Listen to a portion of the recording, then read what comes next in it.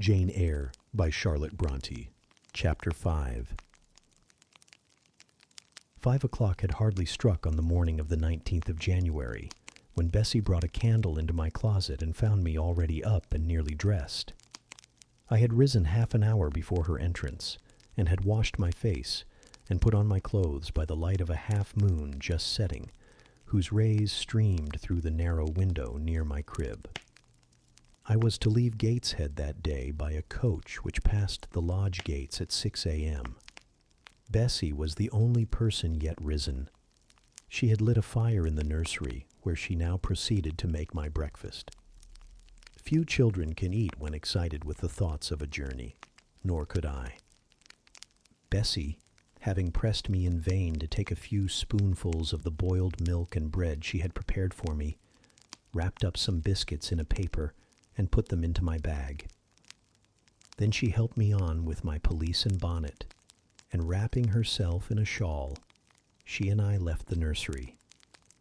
As we passed Mrs. Reed's bedroom, she said, "Will you go in and bid Mrs. goodbye?" "No, Bessie. She came to my crib last night when you were gone down to supper, and said I need not disturb her in the morning, or my cousins either. And she told me to remember that she had always been my best friend, and to speak of her and be grateful to her accordingly." "What did you say, miss?" "Nothing." I covered my face with the bedclothes and turned from her to the wall. "That was wrong, Miss Jane." "It was quite right, Bessie. Your missus has not been my friend. She has been my foe." "Oh, Miss Jane, don't say so." "Goodbye to Gateshead," cried I, as we passed through the hall and went out at the front door. The moon was set, and it was very dark. Bessie carried a lantern, whose light glanced on wet steps and gravel roads sodden by a recent thaw. Raw and chill was the winter morning. My teeth chattered as I hastened down the drive. There was a light in the porter's lodge. When we reached it, we found the porter's wife just kindling her fire. My trunk, which had been carried down the evening before, stood corded at the door. It wanted but a few minutes of 6, and shortly after that hour had struck, the distant roll of wheels announced the coming coach. I went to the door and watched its lamps approach rapidly through the gloom. "Is she going by herself?" asked the porter's wife. "Yes." "And how far is it?" 50 miles. "What a long way. I wonder Mrs. Reed is not afraid to trust her so far alone." The coach drew up. There it was at the gates with its 4 horses, and its top laden with passengers. The guard and coachman loudly urged haste. My trunk was hoisted up. I was taken from Bessie's neck, to which I clung with kisses. "Be sure and take good care of her," cried she to the guard, as he lifted me into the inside. "Aye, aye," was the answer. The door was slapped to. A voice exclaimed, "All right." And on we drove. Thus was I severed from Bessie and Gateshead, thus whirled away to unknown, and, as I then deemed, remote and mysterious regions. I remember but little of the journey. I only know that the day seemed to me of a preternatural length, and that we appeared to travel over hundreds of miles of road. We passed through several towns, and in one, a very large one, the coach stopped. The horses were taken out, and the passengers alighted to dine. I was carried into an inn where the guard wanted me to have some dinner, but, as I had no appetite, he left me in an immense room with a fireplace at each end, a chandelier pendant from the ceiling, and a little red gallery high up against the wall, filled with musical instruments. Here I walked about for a long time, feeling very strange, and mortally apprehensive of someone coming in and kidnapping me, for I believed in kidnappers, their exploits having frequently figured in Bessie's Fireside Chronicles. At last the guard returned. Once more I was stowed away in the coach.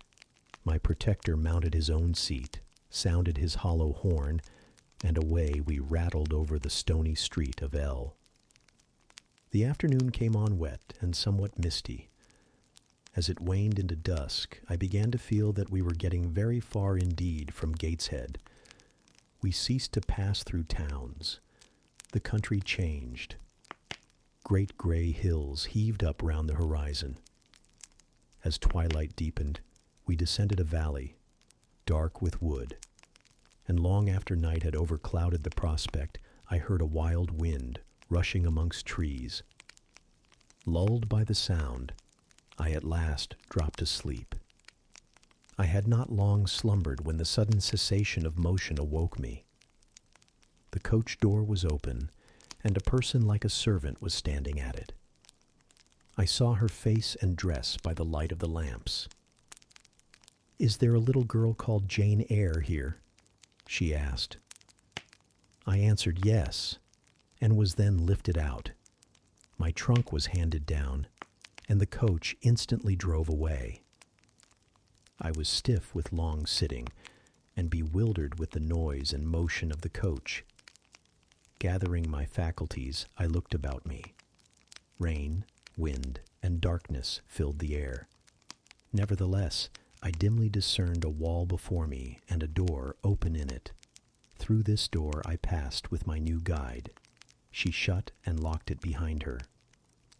There was now visible a house, or houses, for the building spread far with many windows, and lights burning in some.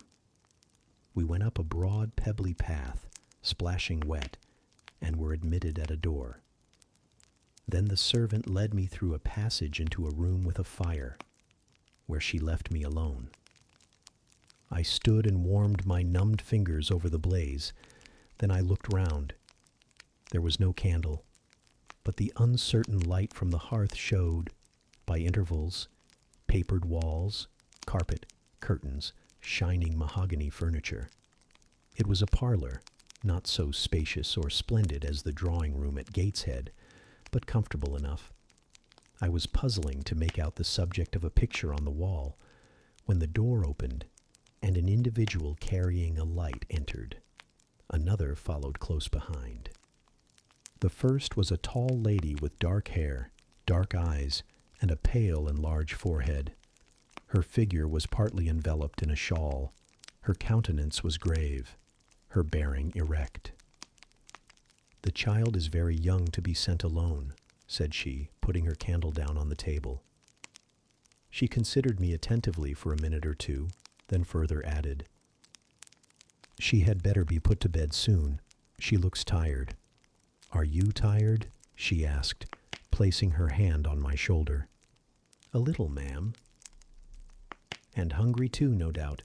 Let her have some supper before she goes to bed, Miss Miller. Is this the first time you have left your parents to come to school, my little girl?" I explained to her that I had no parents. She inquired how long they had been dead, then how old I was, what was my name, whether I could read, write, and sew a little. Then she touched my cheek gently with her forefinger, and saying, she hoped I should be a good child, dismissed me along with Miss Miller. The lady I had left might be about 29. The one who went with me appeared some years younger. The first impressed me by her voice, look, and air. Miss Miller was more ordinary, ruddy in complexion, though of a careworn countenance, hurried in gait and action, like one who had always a multiplicity of tasks on hand. She looked indeed, what I afterwards found she really was, an under-teacher. Led by her, I passed from compartment to compartment, from passage to passage, of a large and irregular building, till, emerging from the total and somewhat dreary silence pervading that portion of the house we had traversed, we came upon the hum of many voices, and presently entered a wide, long room with great deal tables, 2 at each end, on each of which burnt a pair of candles, and seated all round on benches, a congregation of girls of every age, from 9 or 10 to 20. Seen by the dim light of the dips, Their number to me appeared countless, though not in reality exceeding 80. They were uniformly dressed in brown stuff frocks of quaint fashion and long holland pinafores. It was the hour of study. They were engaged in conning over their tomorrow's task, and the hum I had heard was the combined result of their whispered repetitions. Miss Miller signed to me to sit on a bench near the door. Then walking up to the top of the long room, she cried out, "Monitors, collect the lesson books and put them away." 4 tall girls arose from different tables and, going round, gathered the books and removed them. Miss Miller again gave the word of command. "Monitors, fetch the supper trays." The tall girls went out and returned presently, each bearing a tray with portions of something, I knew not what, arranged thereon, and a pitcher of water and mug in the middle of each tray. The portions were handed round. Those who liked took a draught of the water, the mug being common to all. When it came to my turn, I drank, for I was thirsty, but did not touch the food, excitement and fatigue rendering me incapable of eating. I now saw, however, that it was a thin oaten cake shared into fragments. The meal over, prayers were read by Miss Miller, and the classes filed off, 2 and 2, upstairs. Overpowered by this time with weariness, I scarcely noticed what sort of a place the bedroom was, except that, like the schoolroom, I saw it was very long. Tonight I was to be Miss Miller's bedfellow. She helped me to undress. When laid down, I glanced at the long rows of beds, each of which was quickly filled with 2 occupants. In 10 minutes the single light was extinguished, and amidst silence and complete darkness I fell asleep. The night passed rapidly. I was too tired even to dream. I only once awoke to hear the wind rave in furious gusts and the rain fall in torrents, and to be sensible that Miss Miller had taken her place by my side. When I again unclosed my eyes, a loud bell was ringing. The girls were up and dressing. Day had not yet begun to dawn, and a rushlight or 2 burned in the room. I too rose reluctantly. It was bitter cold, and I dressed as well as I could for shivering, and washed when there was a basin at liberty, which did not occur soon, as there was but 1 basin to 6 girls on the stands down the middle of the room. Again the bell rang. All formed in file, 2 and 2, and in that order descended the stairs and entered the cold and dimly lit schoolroom. Here prayers were read by Miss Miller. Afterwards she called out, "Form classes." A great tumult succeeded for some minutes, during which Miss Miller repeatedly exclaimed, "Silence and order." When it subsided, I saw them all drawn up in 4 semicircles before 4 chairs, placed at the 4 tables. All held books in their hands, and a great book, like a Bible, lay on each table before the vacant seat. A pause of some seconds succeeded, filled up by the low, vague hum of numbers. Miss Miller walked from class to class, hushing this indefinite sound. A distant bell tinkled. Immediately 3 ladies entered the room. Each walked to a table and took her seat. Miss Miller assumed the 4th vacant chair, which was that nearest the door, and around which the smallest of the children were assembled. To this inferior class I was called, and placed at the bottom of it. Business now began. The day's collect was repeated. Then certain texts of Scripture were said, and to these succeeded a protracted reading of chapters in the Bible, which lasted an hour. By the time that exercise was terminated, day had fully dawned. The indefatigable bell now sounded for the 4th time. The classes were marshaled and marched into another room to breakfast. How glad I was to behold a prospect of getting something to eat. I was now nearly sick from inanition, having taken so little the day before. The refectory was a great, low-ceiled, gloomy room. On 2 long tables smoked basins of something hot, which, however, to my dismay, sent forth an odor far from inviting. I saw a universal manifestation of discontent when the fumes of the repast met the nostrils of those destined to swallow it.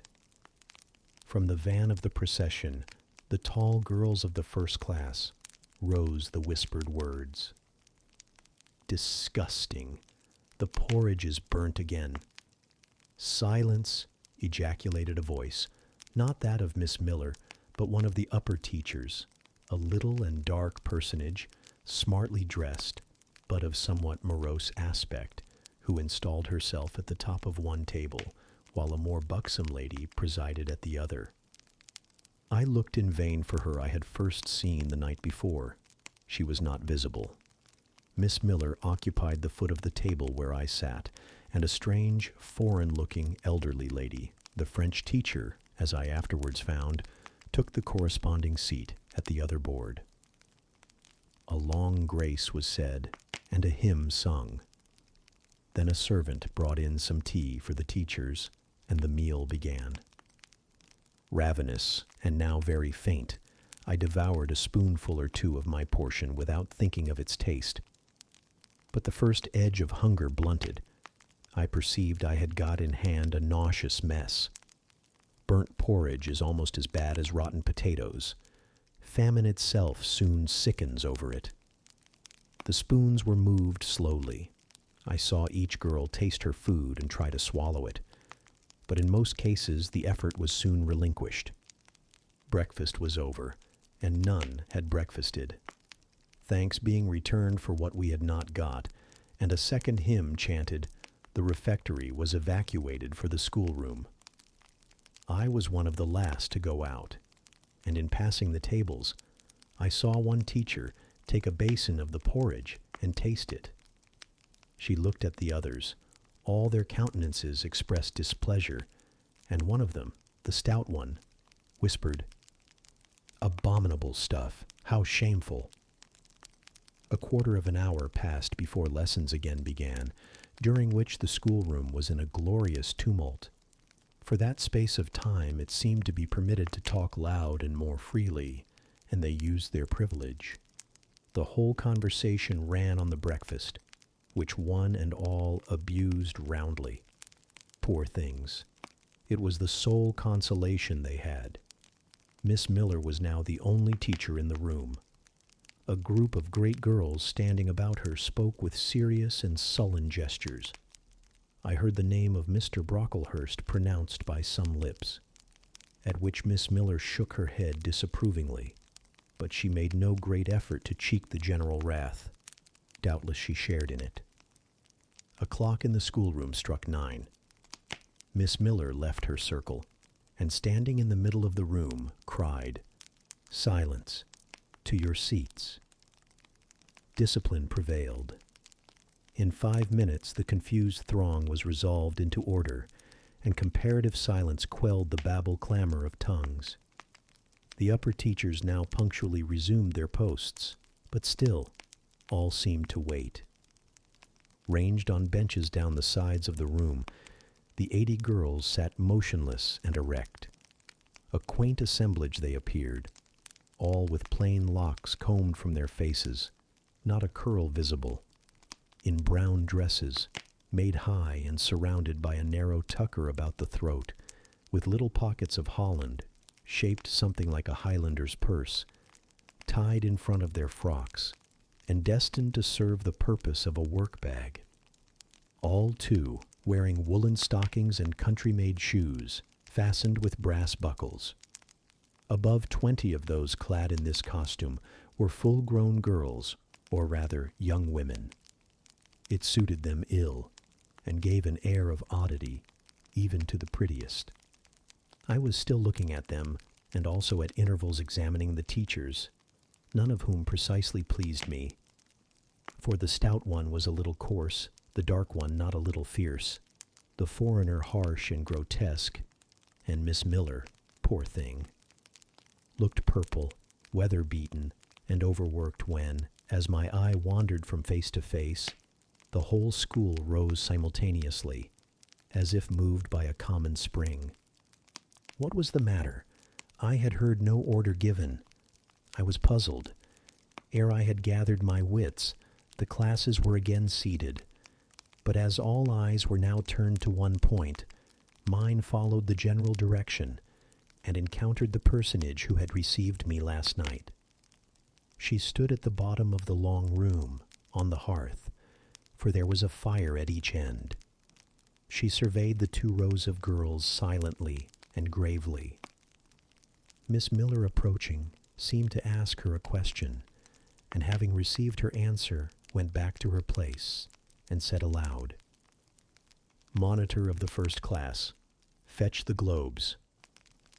While the direction was being executed, the lady consulted moved slowly up the room. I suppose I have a considerable organ of veneration, for I retain yet the sense of admiring awe with which my eyes traced her steps. Seen now, in broad daylight, she looked tall, fair, and shapely. Brown eyes with a benignant light in their irids, and a fine penciling of long lashes round, relieved the whiteness of her large front. On each of her temples her hair, of a very dark brown, was clustered in round curls, according to the fashion of those times, when neither smooth bands nor long ringlets were in vogue.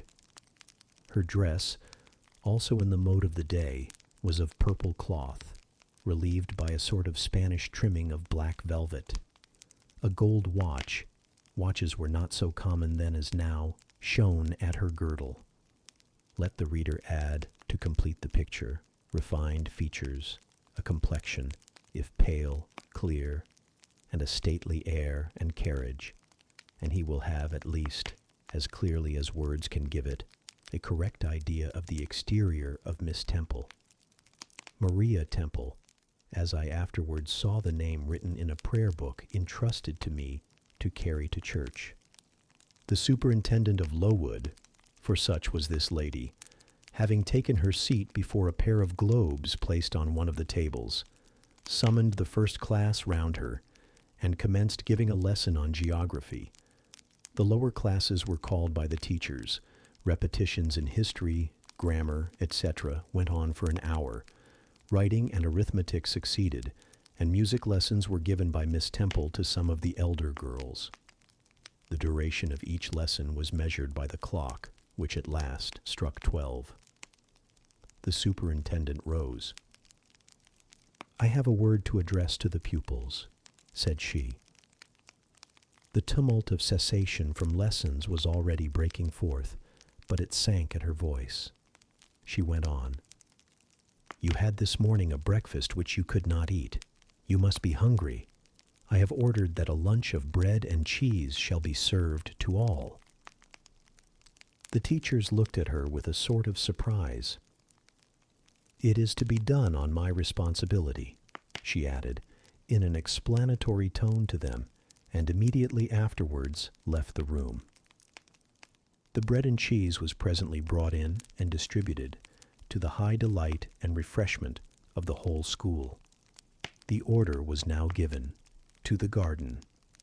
Each put on a coarse straw bonnet, with strings of colored calico, and a cloak of gray frieze. I was similarly equipped, and, following the stream, I made my way into the open air. The garden was a wide enclosure, surrounded with walls so high as to exclude every glimpse of prospect. A covered veranda ran down one side, and broad walks bordered a middle space divided into scores of little beds.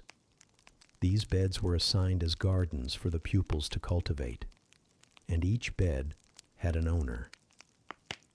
When full of flowers, they would doubtless look pretty, but now, at the latter end of January, all was wintry blight and brown decay.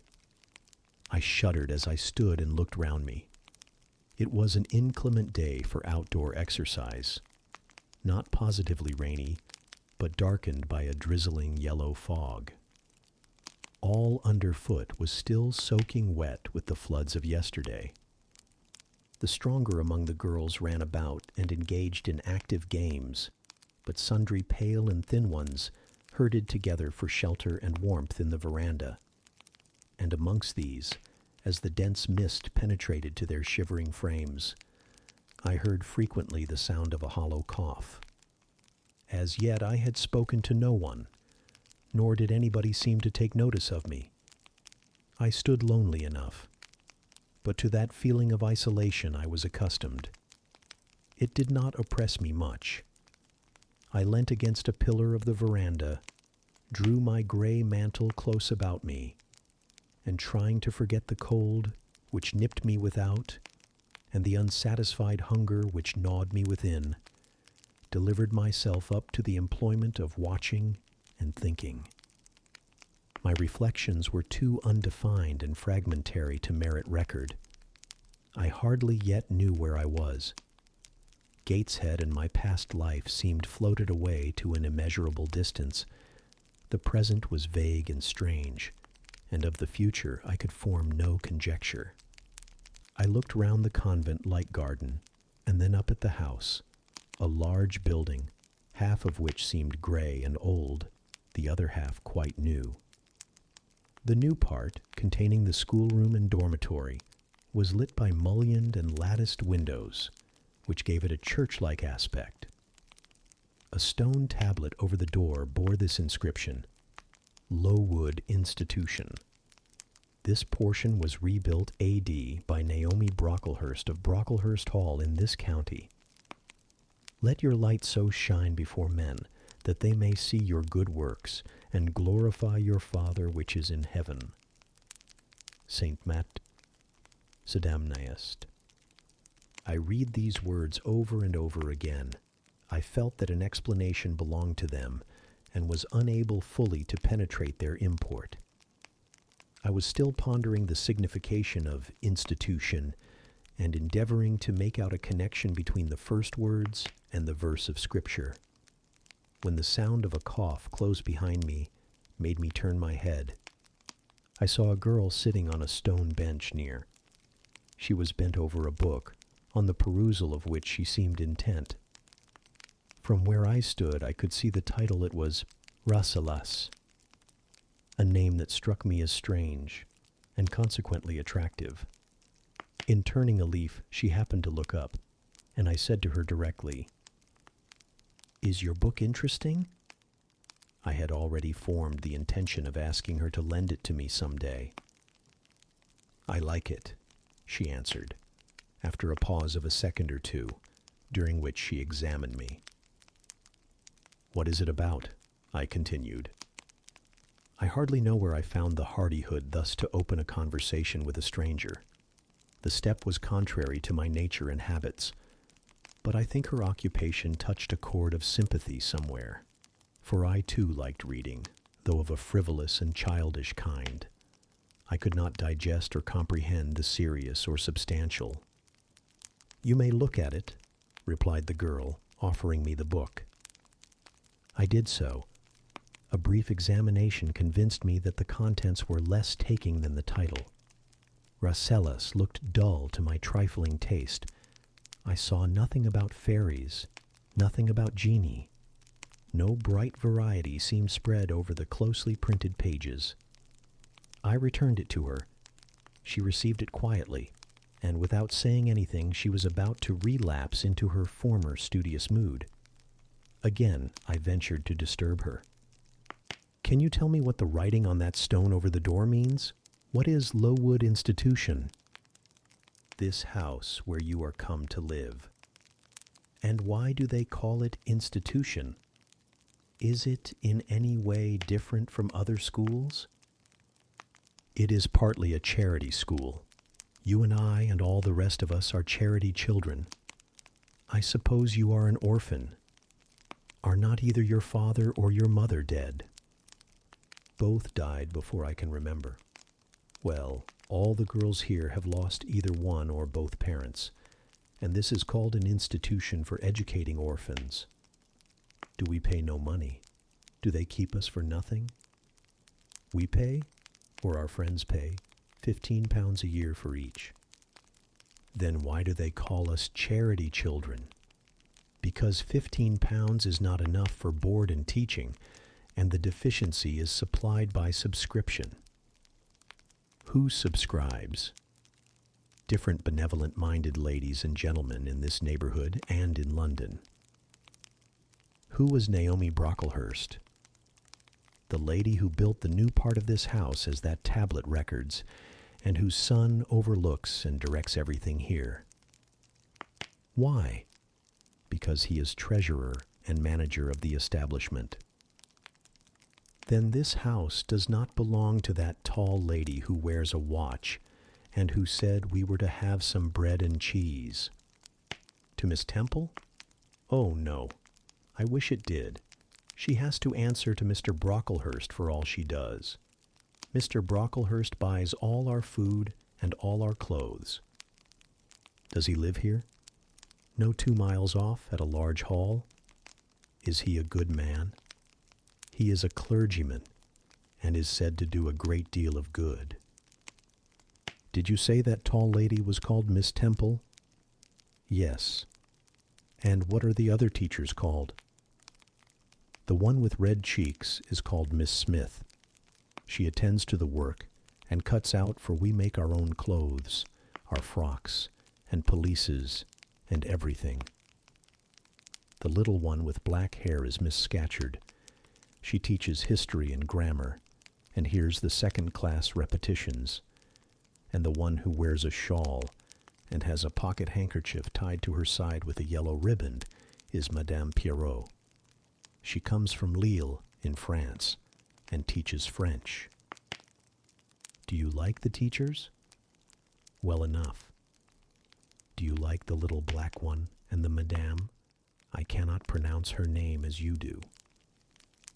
Miss Scatcherd is hasty. You must take care not to offend her. Madame Pierrot is not a bad sort of person. But Miss Temple is the best, isn't she? Miss Temple is very good and very clever. She is above the rest, because she knows far more than they do. Have you been long here? 2 years. Are you an orphan? My mother is dead. Are you happy here? You ask rather too many questions. I have given you answers enough for the present. Now I want to read. But at that moment the summons sounded for dinner. All re-entered the house. The odor which now filled the refectory was scarcely more appetizing than that which had regaled our nostrils at breakfast. The dinner was served in 2 huge tin-plated vessels, whence rose a strong steam redolent of rancid fat.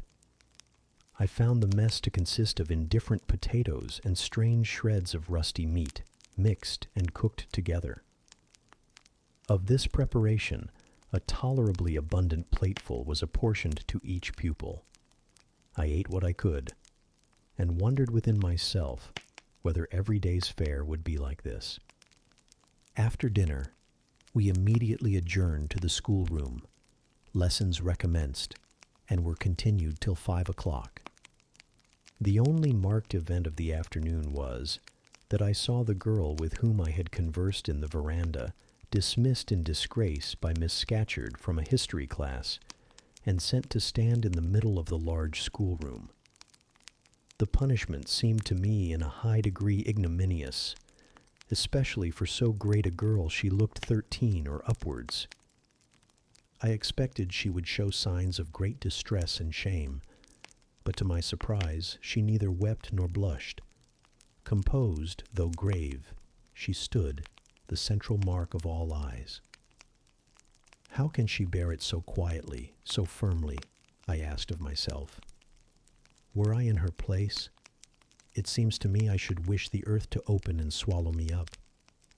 She looks as if she were thinking of something beyond her punishment, beyond her situation, of something not round her nor before her. I have heard of daydreams. Is she in a daydream now? Her eyes are fixed on the floor, but I am sure they do not see it. Her sight seems turned in, gone down into her heart. She is looking at what she can remember, I believe, not at what is really present. I wonder what sort of a girl she is, whether good or naughty. Soon after 5 p.m., we had another meal consisting of a small mug of coffee and half a slice of brown bread. I devoured my bread and drank my coffee with relish, but I should have been glad of as much more. I was still hungry. Half an hour's recreation succeeded, then study, then the glass of water and the piece of oatcake, prayers, and bed. Such was my first day at Lowood,